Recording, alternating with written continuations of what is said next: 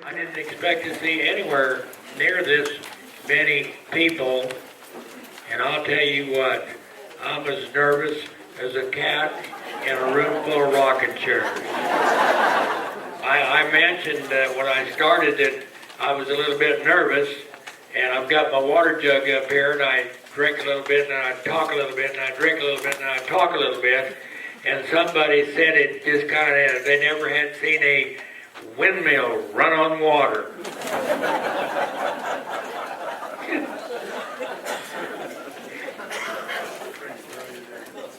We were, when we done our national anthem, reminded me of the guy that took his little granddaughter to her first baseball game.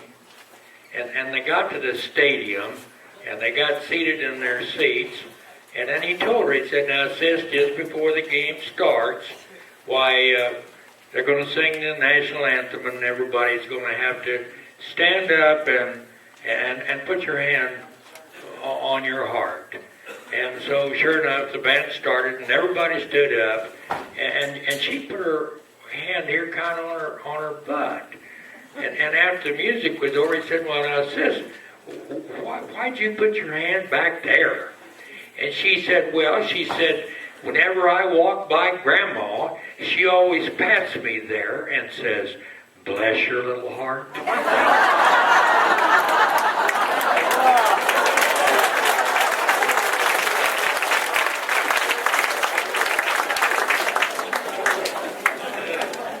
Seeing Sonia's outfit, and I wasn't going to reflect on her clothes, but I think most of you ladies know that last week the ladies at our park had their fashion show here, and I happened to be sitting out there on the benches when they were through and the ladies were leaving, and I'm telling you, there were some slick-looking outfits there, and I tried not to stare, but anyway, I enjoyed it. But it just kind of reminded me of the young minister and his wife, newly married, and hadn't been together too long, and money was short. You know, the economy being what it is, and one day she came home from town. And she had a kind of a high-dollar dress. And he was a little bit upset with her, and he said, honey, he said, what'd you buy it for? He said, you know that we can't afford it. And she said, well, Satan made me do it. And he said, well, why didn't you say, get thee behind me, Satan? She said, I did. And Satan said, it looks nice from the back, too.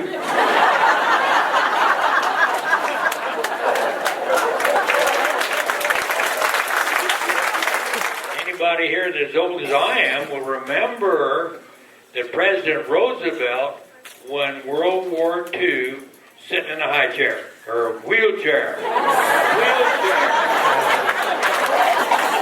Well, he might have started out in a high chair, but when we had World War II, he was in a wheelchair. A lot of people didn't know that because he kind of kept it hid, but that's a true story. Next, give a man a fish, and he'll have a meal. Teach him how to fish, and he'll sit in the boat and drink beer all day.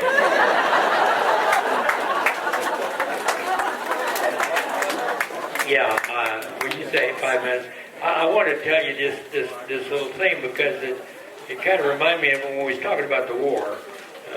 Veterans are proud of their service, and well they should be. I think you'll all agree with that.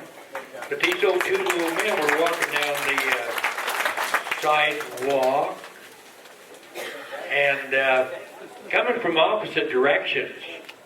And both of them was dragging a foot. And they met there in the middle of the sidewalk. And the one pointed down to his foot and he said, Vietnam, 1969.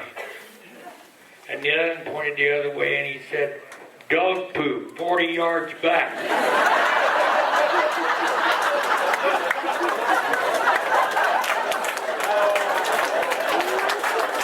Okay, I think we're going to take right, Jerry, now it's time for our break. Mallory and Lloyd Wilcoxon. We originally thought they were going to sing together, but they're not. And you guys will find that out as soon as we start. Glee and I had a few words last night. I just didn't get to use any of mine.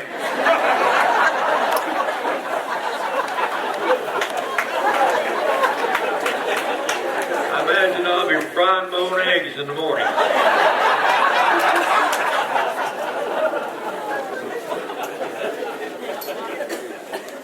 I had a little something I wanted to tell you anyway. Well, we got a minute. But if you went by the office, you'd see a sign on the door that said that the electric bills are in.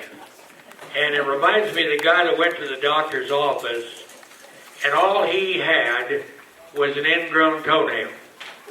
So he goes in there and he tells the nurse, he said, I've got an ingrown toenail. And she said, well, just go in the other room and take off all your clothes. So he goes in the other room, and there's a guy already in there, stark naked.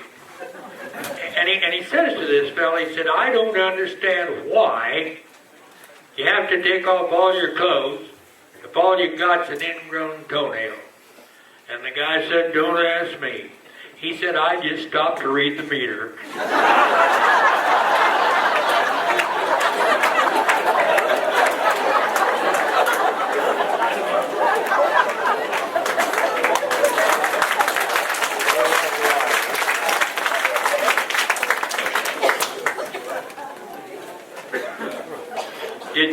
Did you see the news tonight where, this is a true story, on the news tonight, they caught a guy up on a freeway on his motorcycle driving 150 miles an hour, which is the fastest that I have ever heard about. But anyway, it reminds me that they give us snowbirds hell down here because we follow the law. And this old man pulled up on the freeway in his old car, and he got over in the right-hand lane. But the speed, minimum speed in the right-hand lane, is 40 miles an hour. And this old guy was driving slower than that. And the car is whizzing by and whizzing by and whizzing by. And finally, a patrolman come along, and he pulled the old man off to the side, went back there, and he said, well, he said, I suppose you know why I stopped you. And the old man said, yep. He said, I'm the only one you can catch.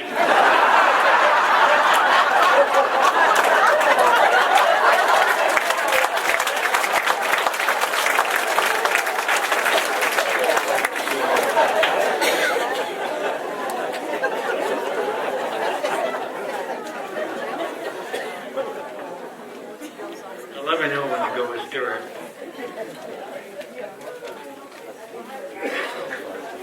Okay, I'll go ahead and read this anyway. They're about ready.